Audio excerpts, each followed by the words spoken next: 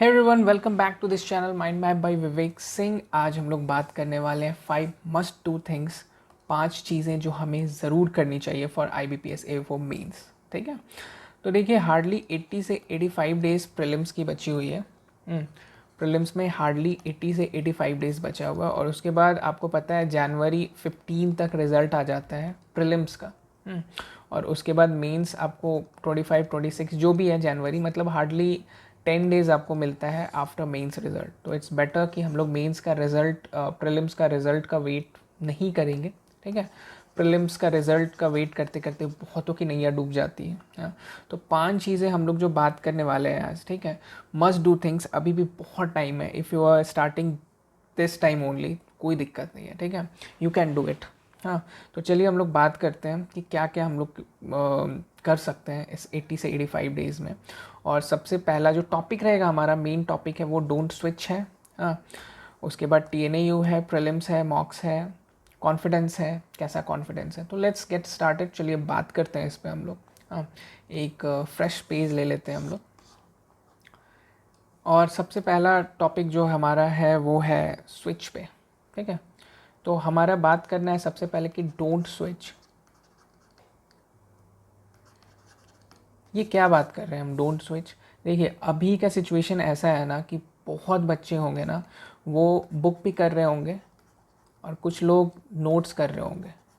Notes किसका कर रहे होंगे? कोचिंग्स का।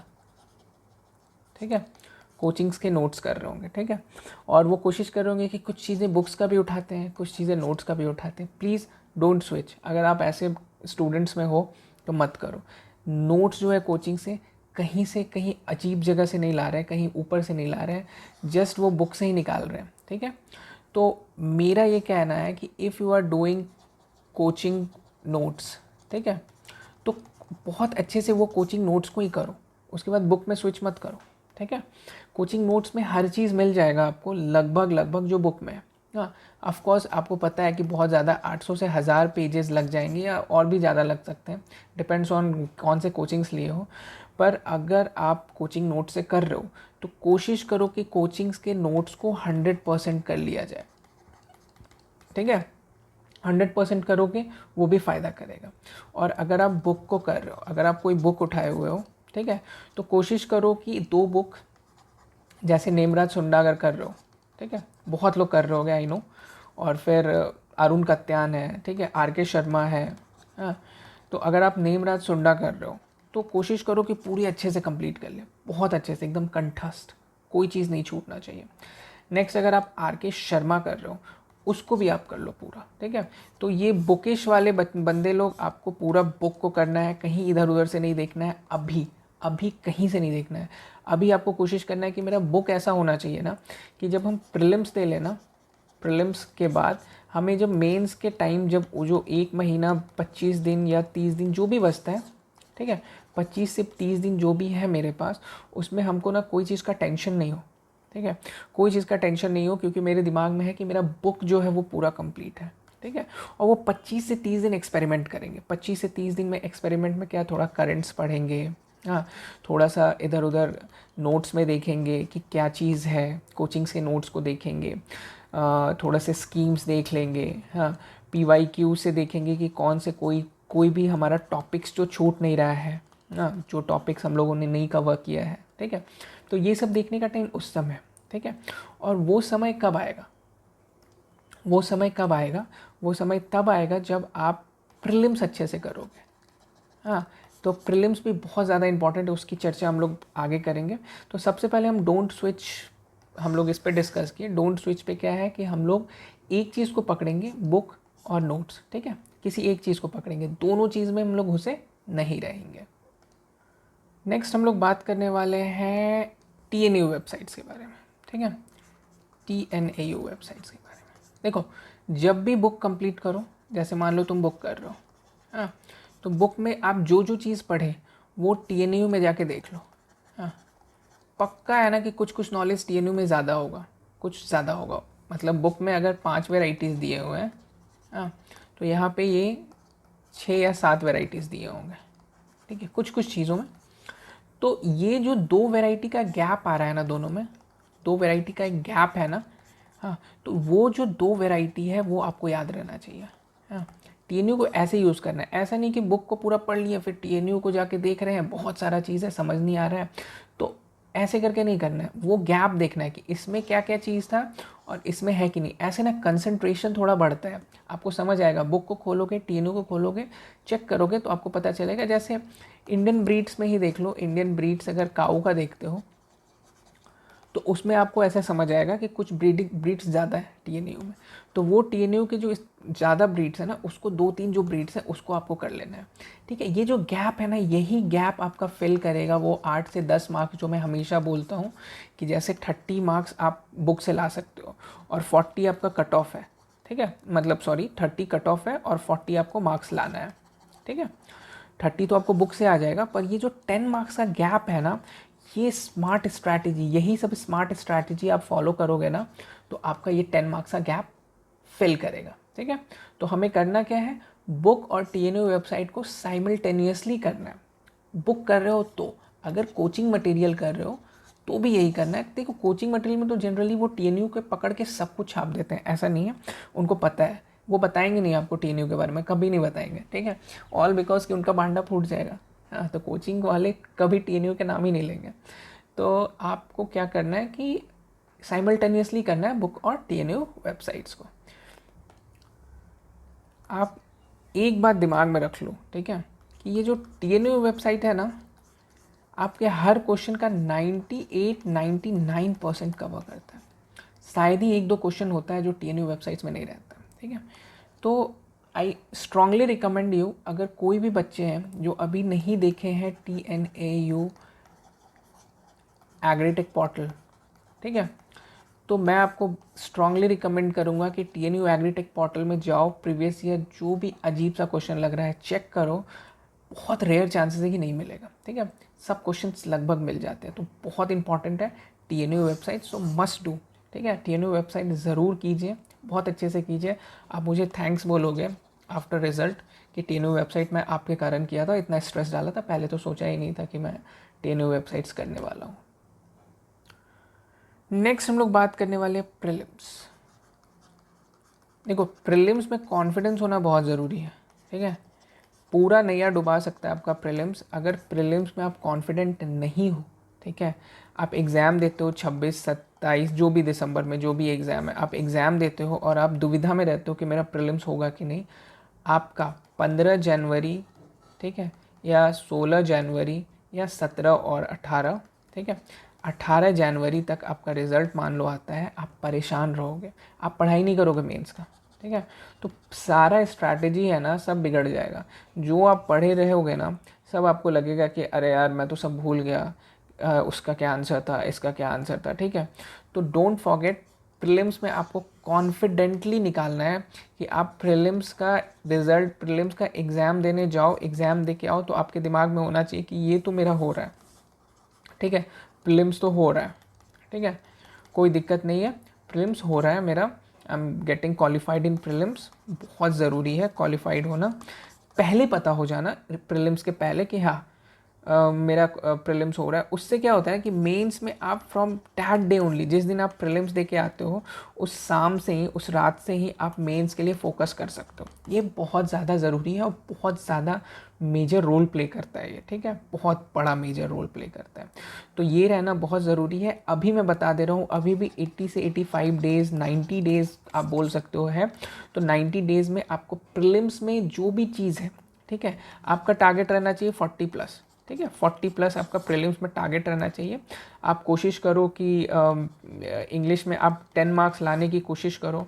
हाँ, 15 से 20 मार्क्स अगर आप मैथ्स में ले आ रहे हो और रीजनिंग में 15 से 20 मार्क्स, ये तुम्हारा अल्टीमेट फोकस होना चाहिए। हो रहा है तो आ रहा है तो अच्छी बात है, थोड़ा कम ज़्यादा हो रहा है कोई बात नहीं, ये अल्टीमेट फोकस होना चाहिए। एक होता है ना जेनिथ पॉइंट फोकस करना, जो बहुत थोड़ा सा ऊपर फोकस करते हैं हम लोग ताकि थोड़ा सा नीचे तक भी लटक के रह जाए, ज़्यादा नीचे ना गिरे, वैसा ये फोकसिंग आपको करना है। ठीक है, तो प्रीलिम्स में कॉन्फिडेंस होना इतना ज़्यादा ज़रूरी है क्योंकि वो अल्टीमेटली मेंस को आपको हैम्पर करेगा। ठीक है, मेंस में आपको प्रॉब्लम कर सकता है। ठीक है, तो ये था हमारा तीसरा जो चीज़ था वो हमने डिस्कस कर लिया। नेक्स्ट हम लोग बात करने वाले हैं मॉक्स के बारे में।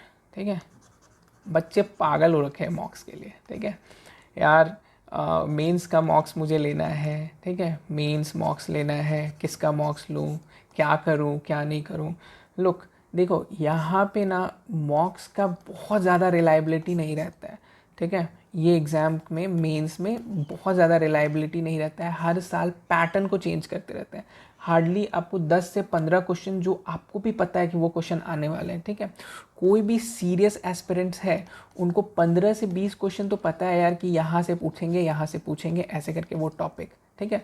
वो टॉपिक से आपको मेंस में क्वेश्चन दे देंगे और वही 15 से 20 क्वेश्चन हमेशा वैरी करेंगे, और जो 40 क्वेश्चन रहेगा ना वो कहीं कुछ भी दे देंगे, इतना टफ क्वेश्चन दे देंगे। मैंने कुछ कोचिंग इंस्टीट्यूट का देखा क्वेश्चन, इतना टफ क्वेश्चन है, अरे कभी आता ही नहीं है उनको, पता नहीं वो एग्ज़ाम ज़िंदगी में दिए हैं कि नहीं मुझे नहीं समझ आता, पर इतना टफ पूछ देंगे कि आपको लगेगा, आप डिमोटिवेट हो जाओगे कि अरे यार व्हाट इज़ दिस, ऐसे क्वेश्चन आ रहे हैं कैसे बनेगा। तो ये चीज़ें होने के बाद आप क्या करोगे कि आप उस टफ क्वेश्चन की ओर भागने लगोगे, उसके टॉपिक्स को कवर करने लगोगे। हाँ, यहीं पे गड़बड़ हो जाएगा आपका, ठीक है। तो मॉक्स जो है ना, मॉक्स आपको यहाँ पे जो एफओ के मेंस के मॉक्स हैं उसको देने का अप्रोच अलग होना चाहिए। उसका अप्रोच ये नहीं होना चाहिए कि आप 60 में कितना ला रहे हो, 60 में 50 ले आया है मेरा सब कंप्लीट है, या 60 में यार मैं 10 ही ला रहा हूँ मेरा तो नहीं होने वाला, अब तो मैं एग्ज़ाम नहीं दूंगा। ये अप्रोच नहीं होना चाहिए, रिवीजन अप्रोच होना चाहिए मॉक्स का, ठीक है। आपका ऐसा मॉक होना चाहिए जो आपको रिवाइज़ करवाए, ठीक है। जैसे क्वेश्चन जो है वो ऐसा होना चाहिए कि आपको पूरे बुकिश क्वेश्चन हो, हाँ, उससे क्या हो कि बुक के क्वेश्चन मेरा एकदम छूटे ना, ऐसे करके आपको रिवीजन करवाना चाहिए मॉक्स को, रैदर देन वो आपको ऐसा दे रहा है, गारंटी दे रहा है कि हाँ यार आप इतना मॉक्स में ला रहे हो तो आप मेंस के एग्ज़ाम में इतना लाओगे। ऐसा नहीं होता है। मेंस का ना जो एग्ज़ाम का पैटर्न है वो हमेशा चेंज करते रहता है, हाँ, हमेशा चेंज करते रहता है। कभी आपको कुछ पूछ देगा, कोई चीज़ फिक्स नहीं है। 15 से 20 क्वेश्चन का फिक्स्ड रहता है लगभग वो जो टॉपिक रहते हैं, बाकी कोई चीज़ फिक्स नहीं है। इसलिए मैं हमेशा बोलूँगा मेंस के मॉक्स के लिए परेशान मत होइए, रैदर देन टॉपिक्स के लिए परेशान होइए। इम्पॉर्टेंट टॉपिक्स कौन सा है, हाँ, वो टॉपिक मैंने कवर किया है कि नहीं, ये सब के लिए परेशान होइए।